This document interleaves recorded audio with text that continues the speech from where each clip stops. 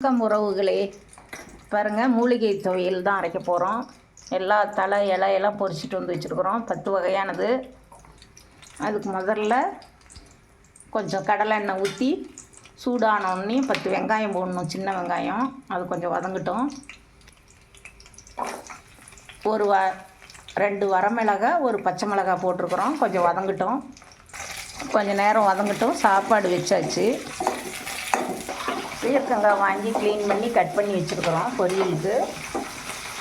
இந்த ஒரு அரை தக்காளி போட்டால் வதங்கட்டும்.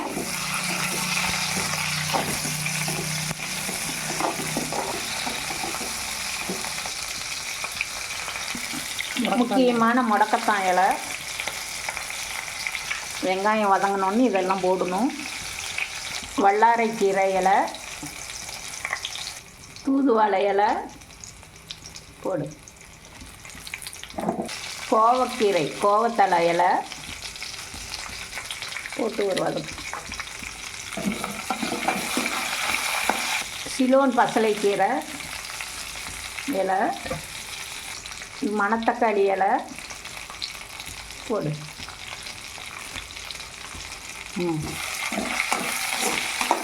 வாதநாராயணன் இலை போடு. நல்லா வதக்கணும். வெங்காயம், ஒரு அரை தக்காளி, பச்சை மிளகாய், வரமிளகாய் நீங்கள் காரத்துக்கு ஏற்ற மாதிரி போட்டுக்குங்க. நல்லா வதக்கிட்டு இந்த இலையெல்லாம் போட்டு நல்லா வதக்குங்க. அந்த இலையெல்லாம் நல்லா வதங்கின பிற்பாடு புளி கொஞ்சம் பாருங்கள் க்ளீன் பண்ணி அலசி எடுத்து வச்சுருக்குறோம். அதையும் போட்டு அதிலே வதக்கிடலாம்.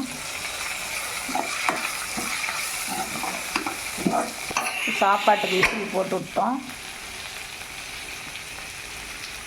பெருங்காயத்தூள் கொஞ்சம் போட்டுருங்க. சீரணமாகும் சீரகம், மிளகு கொஞ்சம் ஒரு 1/4 ஸ்பூன் போடும் போதும். நல்லா மணமாக இருக்கும், வாசனையாக இருக்கும். நல்லா வதக்கி உங்களுக்கு விருப்பப்பட்டால் தேங்காய் வச்சுக்கலாம், இல்லைன்னா துவரம்பருப்பு கூட வறுத்து அதோடு சேர்த்து சட்னி அரைக்கலாம்.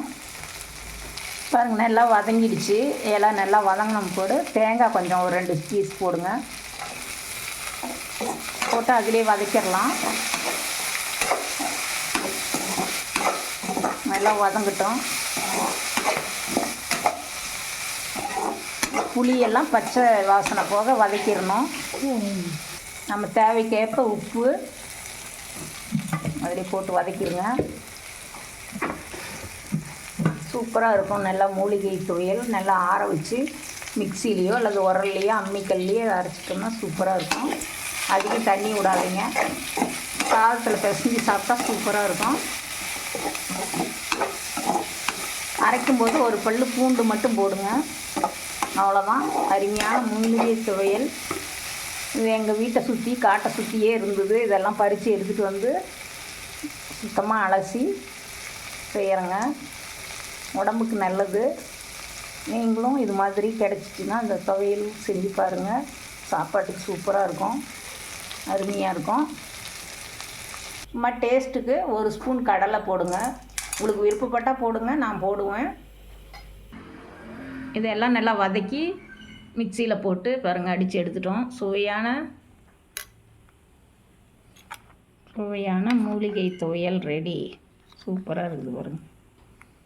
நல்லா சாதத்தில் சுட சுட போட்டு பிசைஞ்சு சாப்பிட்டா உடம்புக்கு நல்லது. அப்படியே பச்சையாக இருக்குது பாருங்கள்.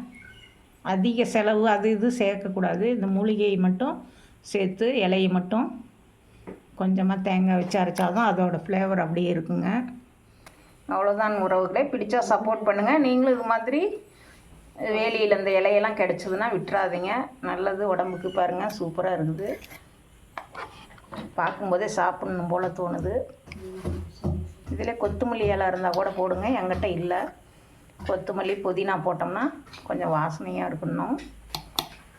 அடிக்கடி இது மாதிரி செஞ்சு சாப்பிடுங்க. கை கால் வலி, மூட்டு வலி எல்லாமே நல்லாயிருக்கும். ஓகே, பை உறவுகளே. பிடிச்சிருந்தால் சப்போர்ட் பண்ணுங்கள் சகோதரிகளே. இந்த சகோதரிக்கு ஆதரவு கொடுங்க.